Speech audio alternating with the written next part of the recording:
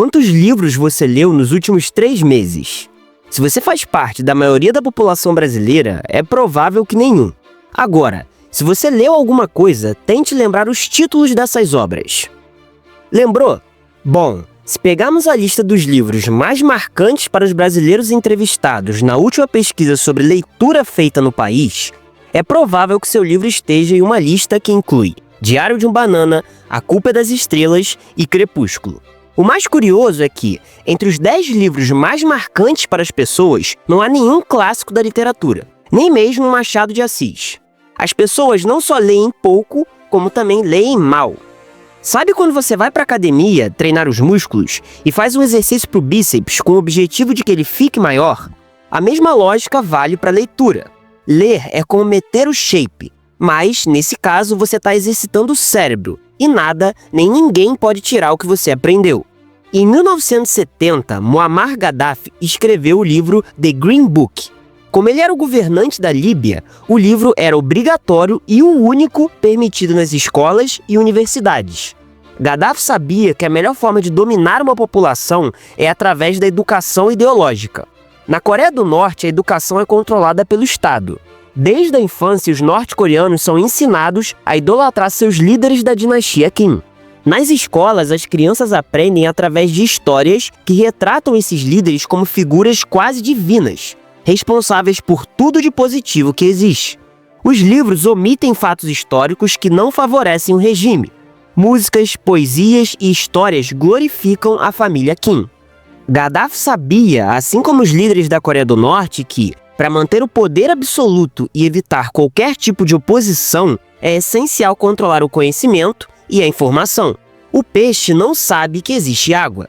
No livro Admirável Mundo Novo, a principal forma de controle do governo sobre a população é a abolição dos livros históricos e filosóficos, restando apenas livros técnicos para as castas superiores. O prazer proporcionado pelo entretenimento superficial, pelas drogas e pelo sexo também é usado para que as pessoas se distraiam e não se preocupem em questionar a realidade ou buscar conhecimento.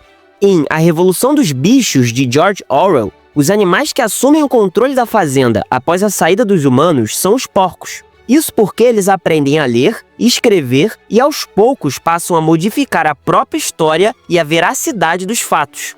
O conhecimento é, acima de tudo, uma proteção contra a alienação e a ignorância.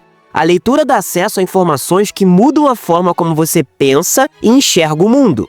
Ler um livro é enxergar uma nova realidade, baseada na visão do narrador, em seu contexto e nas diferentes situações. A leitura é, sem dúvidas, uma ferramenta de ascensão social. Provavelmente você conhece algum milionário que veio do nada, mas eu garanto que ele não caminhou sozinho. Ao longo de sua jornada, inúmeros livros o acompanharam.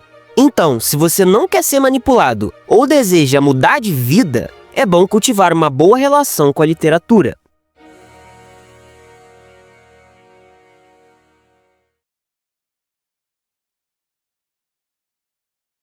Um argumento de muitas pessoas que não gostam de ler, e que inclusive foi o meu por muito tempo, é: por que eu vou ler um livro enorme se eu posso simplesmente assistir um vídeo, um filme ou uma série, e assim economizar meu tempo? Talvez muitos leitores não consigam explicar por que ler é tão diferente de consumir conteúdo de outras formas. Lembrando que eu não estou aqui para criticar os filmes ou outras mídias. Eu mesmo sou um grande espectador do YouTube e cinéfilo nato. No entanto, ler é uma experiência muito diferente. Ao mergulhar em um livro, sua imaginação ganha vida, ao visualizar os cenários, personagens e situações descritas pelo autor. Cada leitor interpreta a história de uma maneira única, até porque cada pessoa lê a obra em diferentes momentos da vida. Não é raro revisitar um livro e perceber mudanças na interpretação e nos sentimentos em relação à obra, à medida que nos tornamos mais maduros para absorver o que foi escrito. O fato de ter que criar os cenários na própria cabeça gera mais imersão. Um livro geralmente tem mais espaço para desenvolver a trama do que um filme, que precisa condensar elementos em um tempo limitado.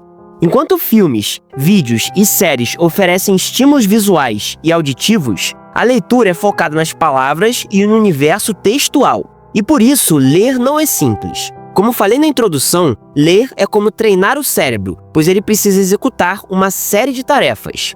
Reconhecer as palavras, Quando o cérebro lê, ele traduz símbolos gráficos em sons, significados e conceitos. Interpretação e compreensão. Após reconhecer as palavras, o cérebro começa a interpretá-las no contexto da frase. Isso envolve memória de trabalho e de longo prazo. Imaginação e visualização. O cérebro cria imagens mentais do que acabou de ser lido, como cenários, personagens e objetos. Emoções e empatia. Quando você lê histórias com personagens e situações emocionais, áreas do cérebro relacionadas a emoções são ativadas. Análise crítica. Enquanto você lê, seu cérebro organiza, avalia e questiona as informações recebidas, para que você forme uma opinião sobre elas. Memorização e retenção. Ao longo da leitura, o cérebro registra as informações na memória para que possam ser acessadas no futuro. Tudo isso ocorre em milissegundos.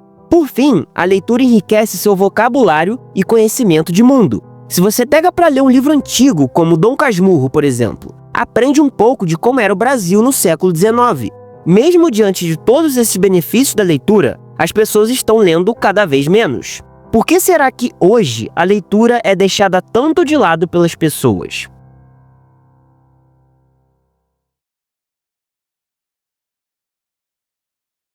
É comum utilizar o argumento da tecnologia para explicar o motivo das pessoas se afastarem dos livros. E ele é totalmente válido.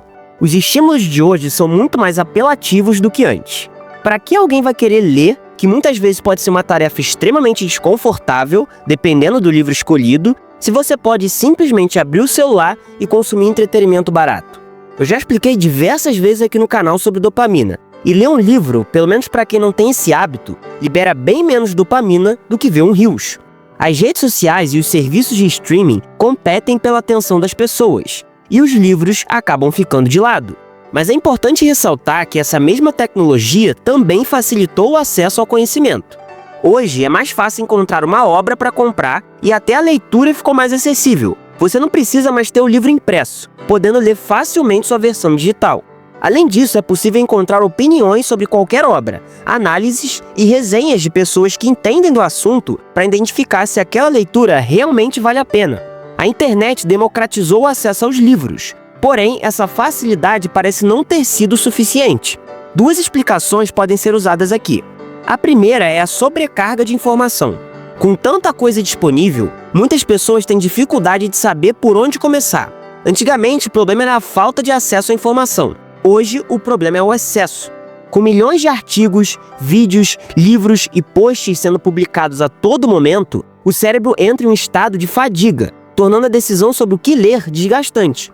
Em vez de investir tempo em um livro, muitas pessoas optam por conteúdos curtos e rápidos para dar conta da enxurrada de informações. A segunda explicação parte justamente disso, a diminuição da paciência para leituras longas. As redes sociais e o consumo rápido de conteúdo moldaram o cérebro das pessoas para buscar recompensas imediatas. Vídeos curtos, manchetes chamativas e textos resumidos são mais fáceis de consumir do que um livro de 300 páginas. Um problema que percebo é que muitas pessoas acham que a leitura tem que ser fácil e confortável, como um passatempo, algo similar a mexer no celular. Porém, trazendo a reflexão do ilustre Franz Kafka, nós precisamos de livros que nos afetam como um desastre, que nos magoam profundamente, como a morte de alguém a quem amávamos mais do que a nós mesmos, como ser banido para uma floresta longe de todos. Um livro tem que ser como um machado para quebrar o mar de gelo que há dentro de nós. É nisso que eu creio. A paixão que eu tenho pela literatura hoje é tamanha que eu estou fazendo esse vídeo especialmente para estimular essa mesma gana em vocês. Algo que nunca fizeram comigo, nem mesmo na época de escola. Eu não culpo os professores pelo sistema escolar estar do jeito que está. Afinal, eu tenho professores na família e sei das dificuldades que eles enfrentam e da falta de reconhecimento. Porém, ainda assim, é importante ressaltar que, na escola, somos obrigados a aprender coisas que não gostamos, e ninguém aprende o que não quer. Se você não gostava de ler na escola, isso não significa que você não gosta de ler. Você não gosta de ler por obrigação, e, acima de tudo, de ler coisas que não te interessam no momento. Se na escola alguém tivesse me falado de todas as sensações que eu poderia ter lendo Machado, ou de toda a genialidade desse homem na criação de suas histórias, talvez eu tivesse dado mais valor. Ou não, porque talvez na época eu não tivesse maturidade nem intelecto para dar valor. E esse é o ponto que muitas pessoas não entendem. Se você abre Memórias do Subsolo, de Dostoiévski, e não entende nada, você não está errado. Errado seria se você entendesse tudo de primeira.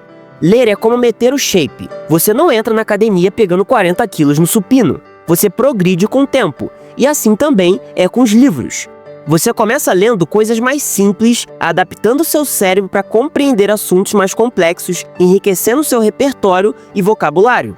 É claro, ler exige tempo e dedicação. É se concentrar, ler, reler, pesquisar. Ler é um hábito que se constrói na prática. Assim como qualquer outro hábito, só se consolida através da repetição.